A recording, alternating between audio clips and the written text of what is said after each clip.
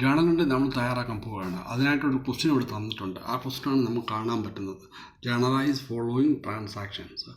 Number 1, started business with capital ₹50 lakh. ഇതാണ് question. ഈ question നമ്മൾ ജേണൽ എൻട്രി തയ്യാറാക്കണം. അപ്പോൾ അതിനായിട്ട് നമ്മൾ ട്രഡീഷണൽ അപ്രോച്ചാണ് ഉപയോഗിക്കുന്നത്. അപ്പം ആ അപ്രോച്ച് പ്രകാരം നമ്മൾ ഇവിടെ ഏതൊക്കെ ഐറ്റമാണ് ഇതിൻ്റെ അകത്തുള്ളതെന്ന് നോക്കാം. അപ്പോൾ ക്വസ്റ്റ്യൻ തന്നിട്ടുണ്ട് ക്യാപിറ്റലാണ് ഒരു ഐറ്റം. ആ ക്യാപിറ്റൽ എങ്ങനെ കൊണ്ടുവന്നു എന്നുള്ളത് നമുക്ക് പറഞ്ഞിട്ടില്ല, ക്വസ്റ്റ്യൻ പറഞ്ഞിട്ടില്ല. അപ്പം അങ്ങനെ വരുമ്പം ക്യാഷാണ് കൊണ്ടുവന്നതായിട്ട് കരുതിക്കൊണ്ട് ഒന്നാമത്തെ ഐറ്റം ക്യാഷ്, രണ്ടാമത്തെ ഐറ്റം ക്യാപിറ്റൽ. അപ്പം അടുത്തതായി ക്യാഷ് നേരെ നമ്മൾ കണ്ടു, അത് ഏത് ടൈപ്പ് ഐറ്റം ആണെന്ന് കണ്ടുപിടിക്കണം.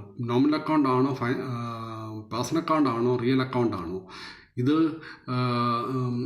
റിയൽ അക്കൗണ്ട് ആയിട്ട് കരുതും ക്യാഷിനെ, പിന്നെ ക്യാപിറ്റലിനെ നോമിനൽ അക്കൗണ്ടായിട്ടും കരുതും. അപ്പോൾ എന്നിട്ട് നോമിനൽ അക്കൗണ്ടായിട്ട് കരുതും. എന്നിട്ട് നമ്മൾ റൂൾസ് അപ്ലൈ ചെയ്യും. അപ്പം റിയൽ അക്കൗണ്ട് റൂൾസ് എന്താണ്? അതായത് ഡെബിറ്റ് വാട്ട് കംസ് ഇൻ, അതാണ് റിയൽ അക്കൗണ്ട് റൂള്.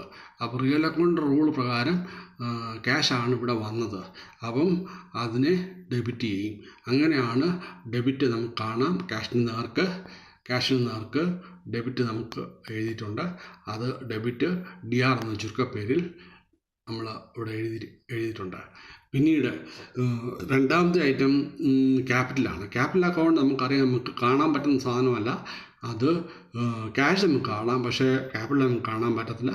അതുകൊണ്ട് നോമിനൽ അക്കൗണ്ടായിട്ട് കരുതും. നോമിനൽ അക്കൗണ്ടിൻ്റെ റൂൾ എന്താണ്? റൂള് ക്രെഡിറ്റ് ഓൾ ക്യാപിറ്റലിനെ നമ്മൾ ക്രെഡിറ്റ് ചെയ്യും, അതാണ് റൂള്. അപ്പോൾ ആ റൂൾ പ്രകാരം ക്യാപിറ്റലിനെ നമ്മൾ ക്രെഡിറ്റ് ചെയ്യും. അതാണ് നമുക്ക് കാണാൻ സാധിക്കുന്നത്. ക്യാപിറ്റൽ നേരെ നോമിനൽ അക്കൗണ്ട് നേരെ ക്രെഡിറ്റ് CR എന്ന് പറഞ്ഞ് എഴുതിയിരിക്കുന്നത്.